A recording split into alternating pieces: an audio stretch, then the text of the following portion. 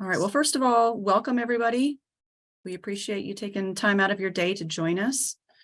My name is Jessica Hard, and I'm an analyst with the Board of Crime Control, and I am accompanied today by Ms. Kathy Wilkins, of course, Ms. Autumn Fry. Hello, everyone. And I don't know about everybody else, but man, I have way more pep in my step these days now that it's been so beautiful. I don't know about y'all, but this summer has just been one of the most beautiful since I've been up in Montana the past 20 years. This is just gorgeous. So today's training will be key points on intimidation, assault, and PFMA. All right, so nationwide, these three offenses are some of the most frequently utilized person crimes within law enforcement, and Montana is no different. Because of this, the issues surrounding these offenses are ever changing. And Jess, go ahead. Sorry, we're still. Oh, on I the am first so slide. sorry. Sorry. Remember how we were talking about the human element? Okay, can everybody see the first, well, I guess the second slide? Yes, better. Okay, perfect. Okay. All right. Okay, so intimidation, assault, and PFMA are some of the most frequently utilized person crimes. And of course, Montana is no different. And so because of this, the issues surrounding these offenses, they're ever changing. And what I mean by this is that the behind the scenes action, such as the mapping of any new laws or updates to existing laws, and then mapping them appropriately on the back end. Now, we at the state, along with agency participation, we also need to revisit some older statutes sometimes and how they are mapped depending on any FBI changes. And we cannot do this without your agency support and input. However, ultimately, it is our responsibility at the state to ensure that laws are mapped as they should be. We don't want to put all the stress on you guys. As most of you guys are aware, we do utilize the Supreme Court bond book nowadays. And yes, it is supplied to all of the Montana RMS vendors. So just a shout out to that is that most of you, whether you're using Flex or ProSuite or whatever, used to have to take all of those statutes, and sometimes there are about 400 in the old book. Now, with using the Montana Code Annotated, it's about 2,000 or more. And you had to map those to the Montana NIBRS code. That has all been taken away in XML. And we do that now at the vendor level. And those are updated every year for you. Big bonus. Not sure if you saw me clapping over here because that puts a lot of stress off of our folks that handle that on the agency side. As someone said once before, ain't nobody got time for that. Okay. We try to spare you guys too much of the NIBRS lingo, but since we're touching on statute mapping today, we can't avoid it. We're going to have to review some UCR codes, specifically the 13As, 13Bs, and the 13Cs. All right, so what does it all mean? A 13A, of course, these are UCR codes, mind you. A 13A is the FBI's aggravated assault code. And in the state of Montana, we have 12 laws mapped to a 13A, being our own aggravated assault and assault with a weapon. 13B, this is the FBI's UCR code for simple assault. And we currently have 8 laws mapped in the state to the 13B, including our own simple assault and assault with bodily fluid. Now, And go ahead. And just again, because you're looking at 12 MCAs and we just talked about aggravated assault, but again, an aggravated PFMA is also mapped to an aggravated assault. Assault on a peace officer is mapped to an aggravated assault. So that's how we're coming up with those 12 MCAs. Sorry, Jess, just wanted to. No worries. I was throw just that giving in some there. examples. Yeah, thank you for adding those. Yeah. And then so for the last one, the 13 Charlie, the intimidation, we have 5 Montana laws that are mapped to the 13C, and that includes our own intimidation as well as stalking, among others. Okay, so while we're talking about intimidation, we'll give a little review of our own statutes here. So intimidation, a person commits the offense of intimidation when, with a purpose to cause another to perform or to omit the performance of any act, the person communicates to another under circumstances that reasonably tend to produce a fear that it will be carried out, a threat to perform without lawful authority any of the following acts, such as inflict physical harm on the person threatened or any other person, subject any person to physical confinement or restraint, or commit any felony. An example would be a man telling his wife that unless she shoplifts, he will assault her. This offense is commonly used in domestic violence cases. Now, all of these subsections are mapped to the FBI's 13C intimidation. Moving on to simple assaults. Simple assault purposely or knowingly causes bodily injury to another, negligently causes bodily injury to another with a weapon, purposely or knowingly makes physical contact of an insulting or provoking nature with any individual, or this is used actually quite a bit. I use this a lot in the field. Purposely or knowingly causes reasonable apprehension of bodily injury in another. Now, this particular statute was originally mapped to a 13C, but then changed to a 13B. But after we had some internal discussion, we have decided to map it back to a 13C. So subsection D will go back to being a 13C intimidation next year. But currently, all of the simple assault subsections are mapped to the FBI's 13B simple assault. Moving on to aggravated assaults. Person commits the offense of aggravated assault if the person purposely or knowingly causes serious bodily injury to another, or purposely or knowingly, with the use of physical force or contact, causes reasonable apprehension of serious bodily injury or death in another. This is currently mapped to the FBI's 13A aggravated assault. But in the past, like under the flat file system, way back when, our ag assault was actually mapped a little bit differently, as in not all the elements under the statute were mapped to the FBI's 13A, because obviously we don't have subsections like you do in the simple assault, but just some of the elements like knowingly causes seriously bodily injury. But then there's also the reasonable apprehension of serious bodily injury. But right now, they're all mapped to the 13A. So hopefully I didn't raise more questions with that, and hopefully that's clear as mud. Anything you want to add to that, Kathy? Just that what we were trying to do is when we switched from doing that flat file mapping where we just had those 4-digit Montana IBRS codes, we had a lot of flexibility to be able to say, okay, under aggravated assault, it looks like you could assume reasonable apprehension could be mapped to intimidation, or, you could assume not so serious injury or whatever. So Kathy Rupert and folks prior to me had mapped this particular offense to aggravated assault, simple assault, and intimidation. You could choose any of the three options if you chose that law. So you just had to choose the right Montana IBRS code, because again, we wanted to allow for more consistency so that your agency didn't have to make those determinations. We are taking the law and we are looking at each line of that law as it appears in the bond book, and we are coding it. If there appears to be that real direct, this is an ag assault all day long, that's what we code it as. And this is again our first, stumble bumble into this way of coding this that will add or decrease a lot of time for you all, and will add some consistency and reliability across the board. And so annually, we will be checking to make sure that this does reflect what's going on in your community. So we'd appreciate your feedback if you're struggling, thinking this isn't, I'm not sure this is right, I would like another option or whatever. And just as an example, we've expanded our options for theft to include some fraud offenses in there as well. And that's because after using this, we realized those were missing.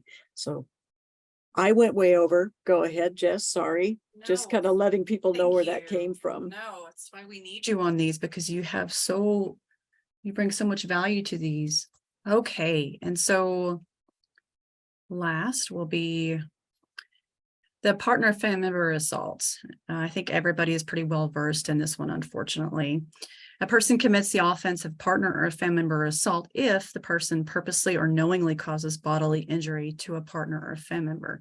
This particular subsection is mapped to a 13B, so the simple assault. Subsection B, negligently causes bodily injury with a weapon. This is currently mapped to a 13A. Subsection C, purposely or knowingly causes reasonable apprehension of bodily injury. This is mapped to the 13C, intimidation. This is also one where after a year, we may look at those, and if some of these seem kind of funny to you and you would like the subsection A to have another modifier so that you could choose whether it's simple or aggravated, we could consider that. What I'm trying to do is avoid making our 2,600 lines of bond book statutes even longer, because as you know, we tripled the theft statute. It had 64 lines in the bond book. It now has 160 in our table because of the different NIBRS codes that can be associated with each one of those subsections under our theft statute. So in order to avoid something being a nightmare when it doesn't need to be, we're trying to make things more simplified. Some odds and ends in regard to PFMA. So if some of you have been around for a while and you already have XML, you probably see that the domestic violence indicator is gone. Well, that's once XML is released for everybody, there's no more domestic violence indicator, because we thought it was silly that was actually even okay. Well, let me go back. Kathy, you had mentioned that in the past, before my time, PFMAs were coming in, but yet the domestic violence indicator wasn't checked, correct? Exactly. And So 33% of our PFMAs in the state were checked as not being domestic violence, which obviously that particular statute in and of itself is domestic violence. So it was just that it didn't make sense. So bye-bye, it's gone. You guys have to do on your end. So it's one less thing. Victim offender relationship.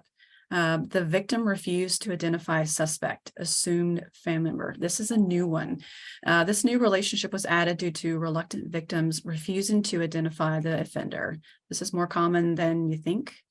Believe it or not, we actually have past data that have strangers listed as offenders in PFMA. Numerous. Yeah. And so again, with that domestic violence indicator being gone, does that mean that we don't collect information on domestic violence? Nope. What it means is that any offense committed by the Montana designated family member can be domestic violence. And so again, it's just PFMA is just one of the issues when it comes to domestic violence. But as you know, it usually starts off with keying your car or kidnapping your dog or stealing your phone or stealing your identity. And all of those are just as important when it comes to the story of domestic violence. So now we're not going to rely on that silly indicator to tell us what is or is not.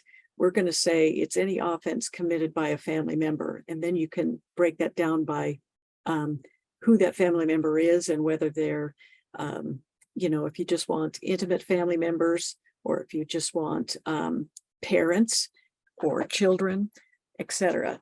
Sorry, so butting in again. No, yeah. Thank you. Okay, and moving on, the victim was offender, the VO relationship. This always caused some headaches when I was in the field across all of the different RMSs that I use. Now, every RMS varies in regard to the VO entries. Some require a person entry twice, as in once as offender and second as victim.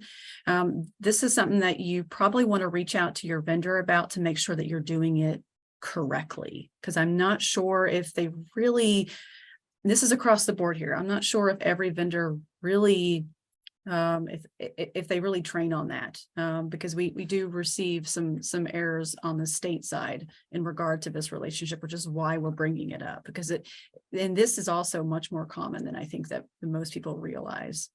And then some definitions to look at. Okay, so what is a family member? Well, the state recognizes parents, siblings, and children, but not uncles, aunts, or cousins.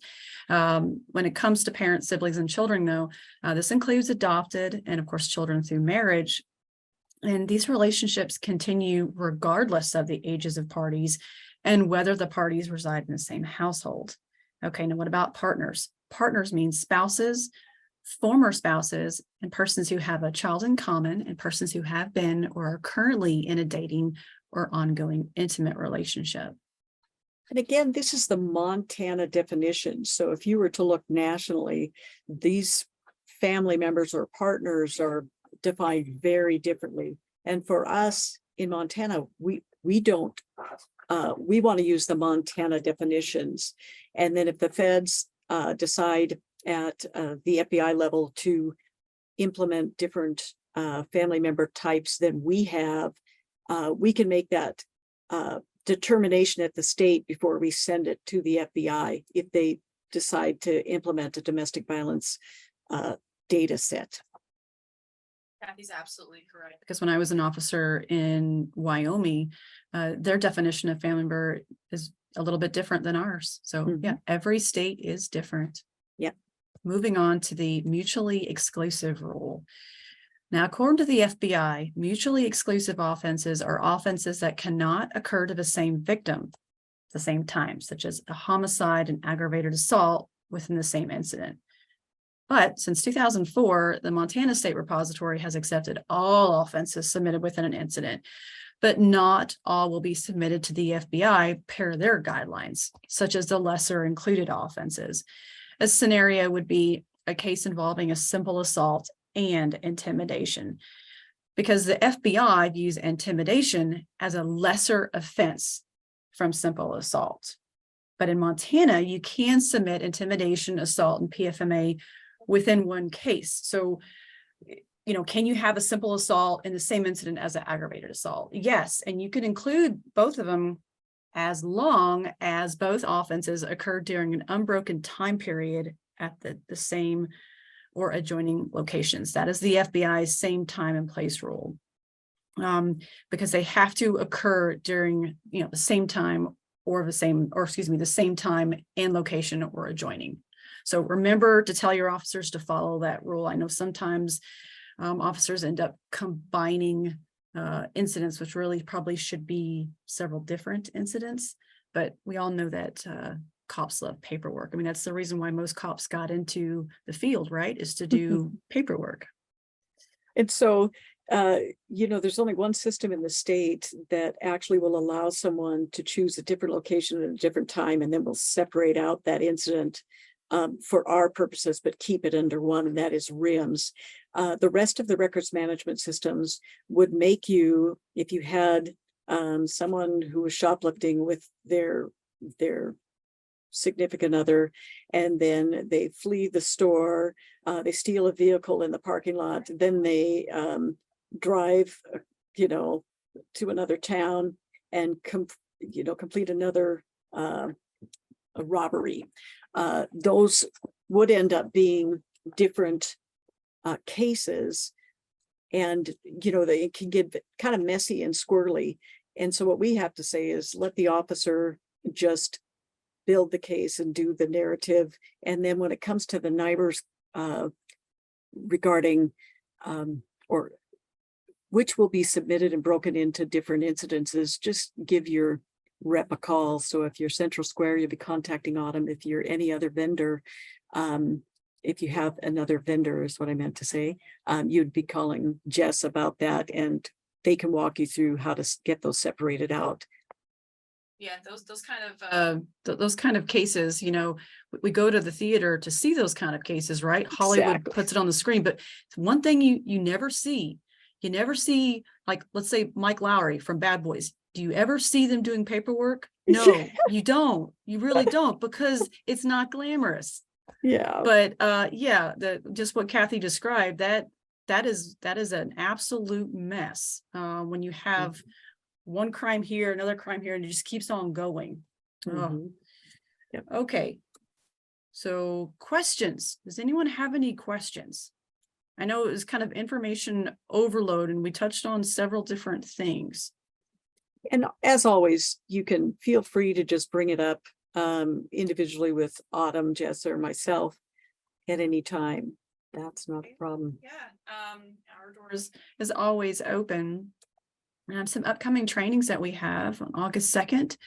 We're going to go over the XML grant reimbursement and match requirements. And then on the 16th, agency XML verification Zoom meetings. We'll go over that. And then August 30th, we will go over XML scheduled submissions. So probably not some of the most exciting topics we've had, but nonetheless, they are important.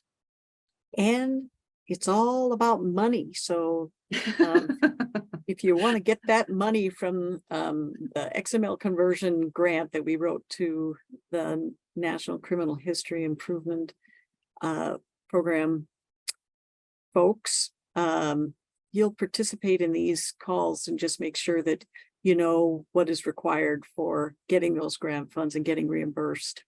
Then if you guys have any suggestions for any future session topics, we'd love to hear from you. Again, our door is always open.